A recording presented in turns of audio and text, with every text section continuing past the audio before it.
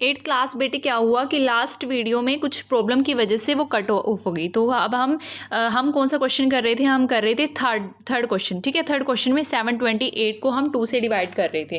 तो 2 से डिवाइड करने के बाद 728 को फिर क्या आएगा 864। जैसे हम एलसीएम लेते हैं, एलसीएम सभी को निकालने आते हैं ना, आपने 6-7 क्लास में एलसीएम किया होगा, तो ऐसे ही हम एलसीएम लेंगे। ठीक है, तो 864 को फिर दोबारा 2 से डिवाइड करेंगे, क्या आएगा 432, फिर दोबारा डिवाइड करेंगे, फिर 216, फिर दोबारा डिवाइड करेंगे, फिर क्या आएगा 108, फिर दोबारा डिवाइड करेंगे, फिर क्या आएगा 54, फिर दोबारा डिवाइड करेंगे 27, फिर 27 जो आ जाएगा फिर वो तो 2 से डिवाइड नहीं होगा, फिर हम 3 से डिवाइड करेंगे। ठीक है, 3 से डिवाइड करने के बाद क्या आएगा 9, फिर 9 से डिवाइड करने के बाद क्या आएगा 3। ठीक है, तो ये वाली जो टर्म है हम साइड में लिख लेंगे इस टर्म को। ठीक है, तो हमारे पास 3 टाइम 2 है और 3 टाइम 2 है। अब 2 और 2 में से हम 3 टाइम्स में से एक एक कॉमन लेंगे। ठीक है, और ये इसमें से कॉमन लेंगे, तो इसका क्या आंसर आ जाएगा 12 आंसर आ जाएगा। ठीक है, उसी तरह हमारे पास क्या है, हमारे पास फोर्थ क्वेश्चन है, इसके हमें क्यूब रूट्स निकालने हैं successive subtraction of number, successive subtraction numbers लेने के बाद। तो हमारे पास ये नंबर कौन कौन से हैं 1, 7, 19, 37, 61, 91। सो मैं एक पार्ट आपको करके दिखा देती हूँ, ये हम सी पार्ट करेंगे। ठीक है, सी पार्ट करेंगे हम 2, 1, 6। ठीक है, तो 2, 1, 6 को हमने ये पार्ट्स लेने हैं, तब जाके हमें सक्सेसिव सब्ट्रैक्शन करना है। ठीक है, तो 2, 1, 6, तो इसमें से सबसे पहले डिजिट कौन सा है 1, तो हम -1 कर देंगे, तो ये क्या आ जाएगा 2, 1, 15। फिर क्या आ गया 2, 1, 15 को उधर लेके जाएंगे, 2, 1, 15 माइनस, फिर हम क्या लेंगे 7 लेने के बाद क्या आ जाएगा 208। ठीक है, फिर 208 को इधर लेके आएंगे, 208 में से हम क्या माइनस करेंगे माइनस के 19 माइनस करने के बाद क्या आ जाएगा 189। ठीक है, उसके बाद है 198 को इधर लेके जाएंगे, 198 में से हम क्या माइनस करेंगे 37 माइनस करने के बाद क्या आएगा 37 माइनस करने के बाद आएगा 152। ठीक है, 152 को इधर लेके आएंगे, 152 में से 61 माइनस करेंगे, क्या आएगा 91 को इधर लेके आएंगे, 91 माइनस 91 इज इक्वल टू क्या हो जाएगा 0।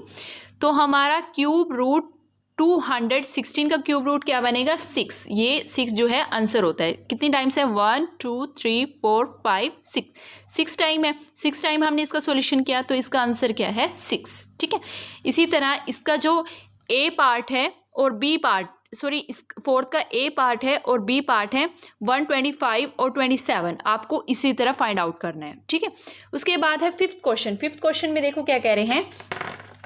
फिफ्थ क्वेश्चन में कह रहे हैं कि find the cube root of the following numbers by finding their ones and tens digit. आपने क्या लेना है कि वंस और टेंस डिजिट पे इसको सोल्व करना है। ठीक है,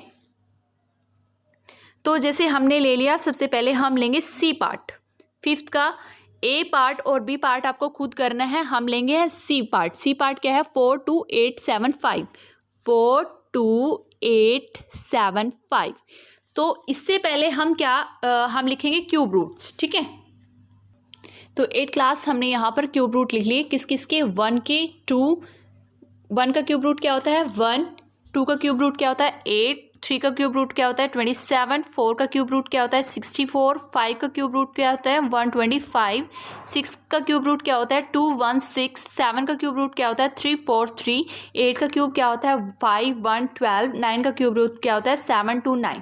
अब हम क्या करेंगे, ये जो हमने कौन सा पार्ट लिया है सी पार्ट, सी पार्ट में हम क्या करेंगे, हम लास्ट 3 डिजिट देखेंगे। ठीक है, लास्ट 3 डिजिट जो हमारे पास है। ठीक है, अब इन लास्ट 3 डिजिट में हम क्या करेंगे, हम ये वर्ड देखेंगे 5, और इसमें ये जो हमने काउंटिंग लिखी है, ये इधर वाली जो काउंटिंग लिखी है, इसमें हम 5 वर्ड देखेंगे किस पे आएगा। तो हमारा 5 वर्ड किस पे आया 5 पे, तो ये क्या आ जाएगा हमारा यहाँ पर क्या आंसर आ जाएगा 5।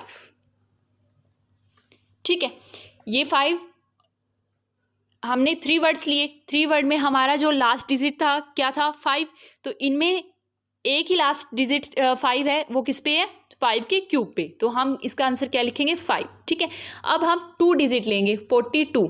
अब 42 में हमें क्यूब रूट फाइंड आउट करना है। क्यूब रूट फाइंड आउट देखिए कैसे करेंगे, अगर हम 2 लेते हैं, 2 का क्यूब लेते हैं, वो क्या हो जाएगा 8। अगर 3 का लेते हैं वो क्या हो जाएगा 27, और 4 का ले जाएंगे 64। तो हमें तो क्या चाहिए 42 चाहिए, हमें तो लेस चाहिए या इक्वल चाहिए, ठीक है।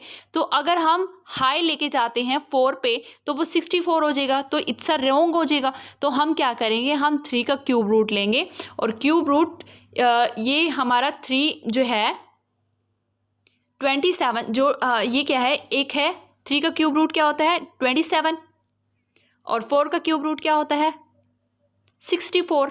हमें क्या चाहिए 42 चाहिए, जैसे डिवाइड्स के सम में होता है। तो 42 64 से लेस होगा, है ना, और 27 से हाई होगा, मिड में होगा। तो हम क्या लेंगे, यहाँ पर हम लेंगे 3, लेस वाला लेना है तो हम लेंगे 3 का क्यूब रूट लेंगे। 35 जो हमारा आ गया, 35 जो है वो आंसर है। दैट मीन्स जो ये वर्ड्स आ गए, ये 5th के जो ABC पार्ट हैं, ये 35 जो है 42875 का क्यूब रूट क्या होता है 35। ऐसे हम क्यूब रूट निकाल सकते हैं वंस और टेंस डिजिट में। ये हमारी वंस डिजिट है और ये वाली हमारी कौन सी डिजिट है, टेंस डिजिट है। इसी तरह आप A और B पार्ट करोगे, AB पार्ट को सोल्व करोगे। अगर किसी भी रीज़न से आप फाइंड नहीं कर पाओगे तो हम इसको क्लास में डिस्कस करेंगे, ठीक है। या आप मुझे पर्सनली मैसेज करके बता सकते हो कि मैम हमारा क्वेश्चन जो है ये फाइंड आउट नहीं हुआ, तो आप जो है मैं जो है इसको पर्सनली आपको सोल्व करके आंसर भेज सकती हूँ, ठीक है। उसके बाद है 6th क्वेश्चन। 6th क्वेश्चन में देखो क्या कह रहे हैं, find the cube root of following numbers using prime factorisation. हमें क्या करना है, प्राइम फैक्टराइजेशन यूज़ करना है क्यूब रूट निकालने के लिए। तो हमारे प्राइम फैक्टर नंबर्स कौन से होते हैं, प्राइम फैक्टर्स नंबर होते हैं, प्राइम नंबर्स होते हैं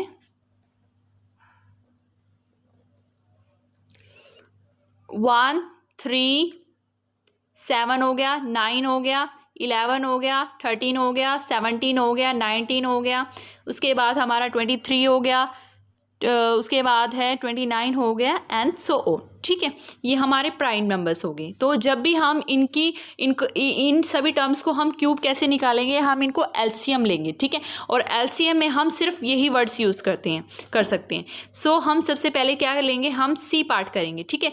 1 7 5 7 6, ठीक है। हम लेंगे सी पार्ट 1 7 5, साथ में क्या दे रखा है 7 6, ठीक है। अब हम इसे क्या करेंगे, 2 से डिवाइड करेंगे।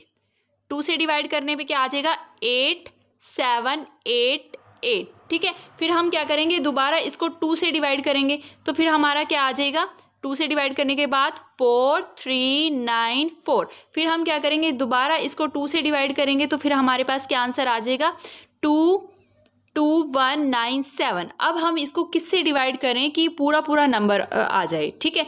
तो हम कर लेते हैं 3 से डिवाइड, ठीक है। 3 से डिवाइड करने पे क्या ये आ जाएगा, ये नहीं आएगा, ठीक है। इसी तरह हम कर लेते हैं 7 से डिवाइड कर लेते हैं, ठीक है। 7 से डिवाइड करने के बाद देखो आएगा